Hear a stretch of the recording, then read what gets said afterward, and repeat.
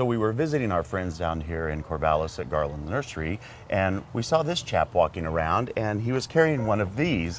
Now, your name is Dan, Dan, right? yeah, Dan Scholar. And Dan, what is it that you do? I'm collecting live and active yellow jacket and hornet nests. The purpose is to extract the venom from the vespids, and the venom is used in the manufacture of life-saving allergy shots. So you're not just going in and getting rid of these things that might sting us. There's a purpose for why you do it. It's beneficial to the medical community and to gardeners as well, obviously. Yeah, yes, exactly. So I find these fascinating, first of all. It's a beautiful thing. What are they made of? What do they make them out of? These grayish paper nests are made of cellulose. The vespids chew the oxidized wood fibers off of fences and vertical posts of any kind. They mix them with a starch in their saliva, and they make this paper nest. So it's like the cellulose part of wood? It is, generally? yeah. Wow. And then I find this fascinating because before we started filming, you were telling me about this. So I feel like you need to tell people how they recycle Oh, sure. and build from. Tell me about that. Oh, sure. And they'll even steal this paper from other hornet nests. So anything generally you see in the air under eaves or in trees are hornets. And the ones you see in the ground are typically yellow jackets. And they both build, even underground, they'll build this same paper nest.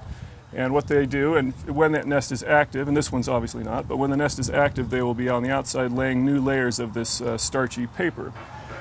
As the nest grows inside, they'll excavate the interior and rebuild on the outside and continue to build, and the comb inside is in horizontal slabs with full of larvae and eggs. So they actually recycle, don't Oh, they? yeah, that's very green effort, yeah. Now, I've seen pictures, of course, you go online, you see pictures of everything. I've seen pictures of these huge ones. Why is this one so small? This is a failed nest of a yellow hornet, and this is likely one of two reasons. Either the queen died of illness or something, or the nest was parasitized by another wasp, a similar wasp, and that's what I think happened here. And so they would go in and kill the queen then? They kill the queen, and this parasite wasp will kill the queen of this nest, lay her own eggs, and force the workers then to raise her brood. So you actually have a big nest in that bag, don't you? Yeah, different species, but similar, very related. This is Dolichovispula arenaria, and this is Dolichovispula maculata, the bald-faced hornet. And anyone that tangles with one of these will certainly remember it. The bald-faced is a formidable predator.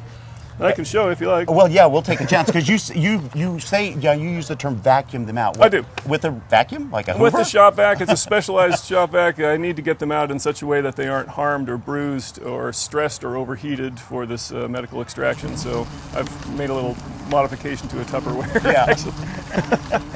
It's all kind of comical, but it works. So let's see how this one's doing. This one I just cut down.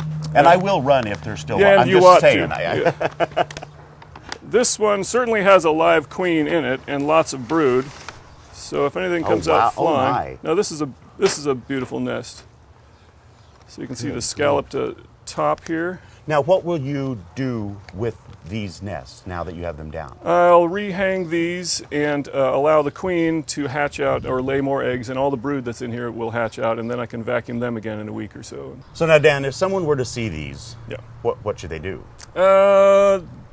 The aggressiveness of these things varies by colony, much like honeybees. However, if they're disturbed, all of them can be formidably dangerous, particularly these bald-faced hornets and the yellow jackets living in the ground. If someone sees a nest of either, avoid the area, frankly, and don't try to cut it down or bag it by yourself.